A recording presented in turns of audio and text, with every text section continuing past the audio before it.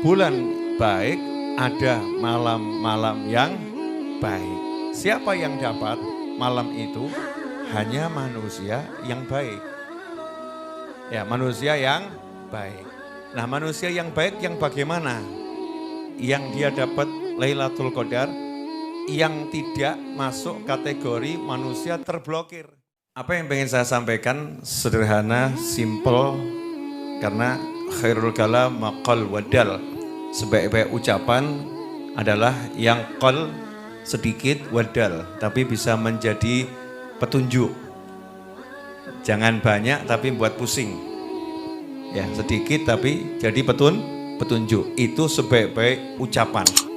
Nah, ucapan bagaimana yang sedikit tapi banyak petunjuknya? Itu ucapan Nabi Muhammad sallallahu alaihi wasallam. Kalau wahyunya Allah pasti, namanya juga ucapannya Allah. Tapi dari kalangan makhluknya Allah Ta'ala, ucapan yang terbaik adalah ucapan baginda Muhammad sallallahu alaihi wasallam. Di antara ucapannya baginda Muhammad sallallahu alaihi wasallam, dalam sebuah hadis beliau bersabda, khairun nas anfa'uhum linnas. Manusia yang terbaik adalah yang paling banyak manfaatnya untuk manusia yang lain. Pendek ya. Manusia terbaik yang paling manfaat buat orang lain. Udah gitu. Nah, itu manusia yang terbaik. Nah, sebentar lagi kita akan masuk bulan yang sangat bagus. Bulan yang sangat baik, meskipun semua bulan itu baik. Tapi bulan Ramadan adalah bulan yang istimewa. Bulan yang di situ ada satu malam yang lebih baik daripada 1000 bulan, yaitu Lailatul Qadar. Malam Al-Qadar, mudah-mudahan kita semua dapat malam itu, amin. Fi taatillah insyaallah, amin. Bulan baik, ada malam-malam yang baik. Siapa yang dapat malam itu? Hanya manusia yang baik.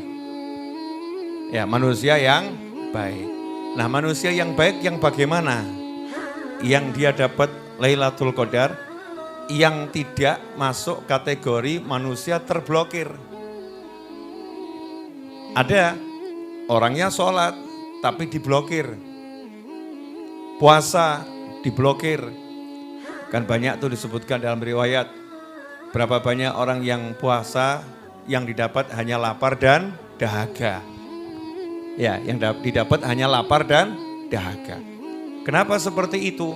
Karena ada hal-hal yang seharusnya tidak dia lakukan di bulan suci Ramadan ataupun di bulan-bulan yang lain, tapi dia masih melakukan di bulan suci Ramadan.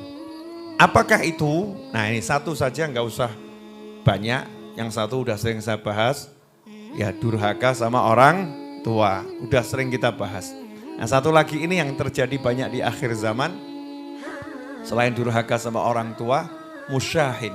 Orang yang saling bermusuhan dengan muslim yang lain, dengan orang lain. Musuhan. Ini kalau pakai bahasa pergaulannya ya, aku musuhan beda. Ya, aku musuhan sama dia itu. Naudzubillah min dzalik. Saling bermusuhan ini adalah suatu perbuatan yang menyebabkan yang bersangkutan sehebat apapun dia ibadah di bulan suci Ramadan diblokir, tidak bisa dapat Lailatul Qadar. Diblokir, gak bisa dapat rahmah. Diblokir, gak bisa dapat ampunan.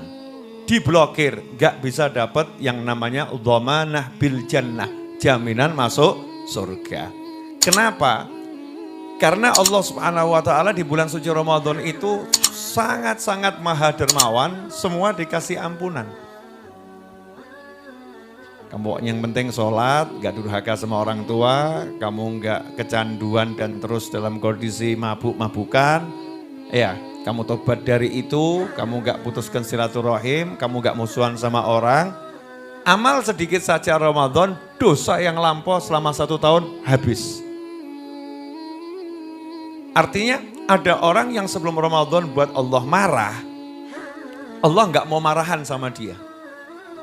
Dimaafkan, diampuni.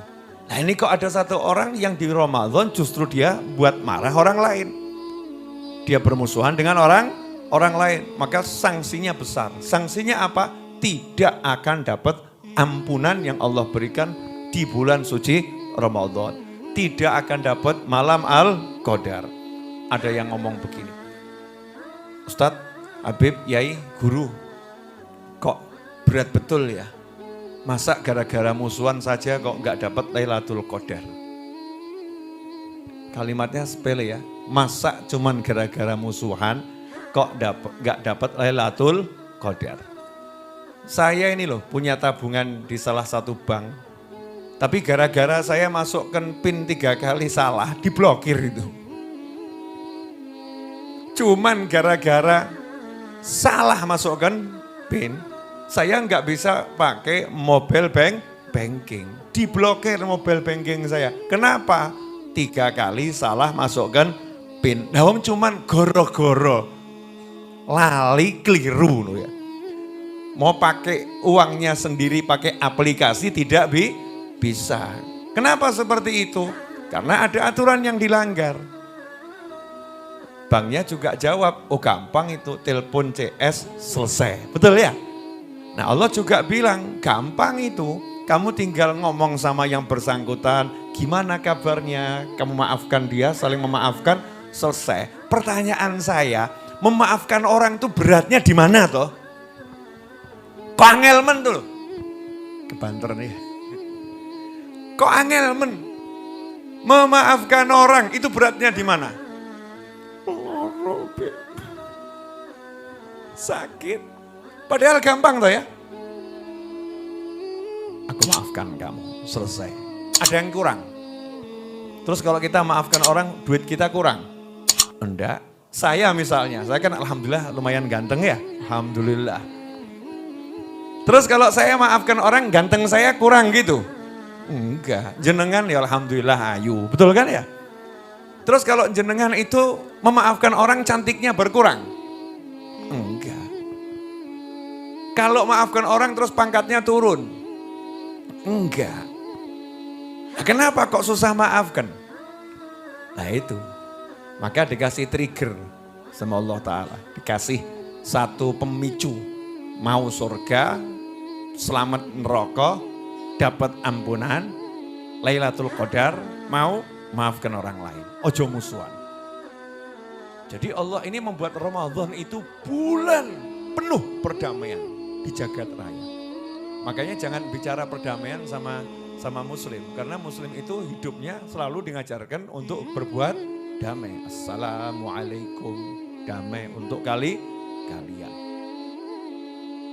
Damai semua, gak ada. Sholat, saya udah sholat tapi saya musuhan sama dia.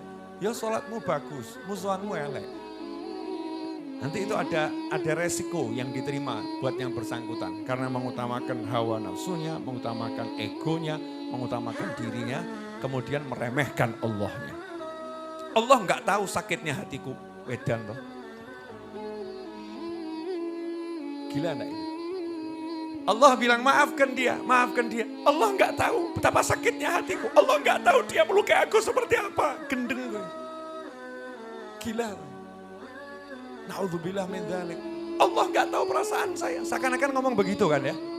Kalau dia berat memaafkan orang lain, dia nggak memaafkan orang lain, seakan-akan dia bicara seperti itu kepada Allah Subhanahu wa Ta'ala. Apalagi ini ibu-ibu yang tersakiti oleh para suami.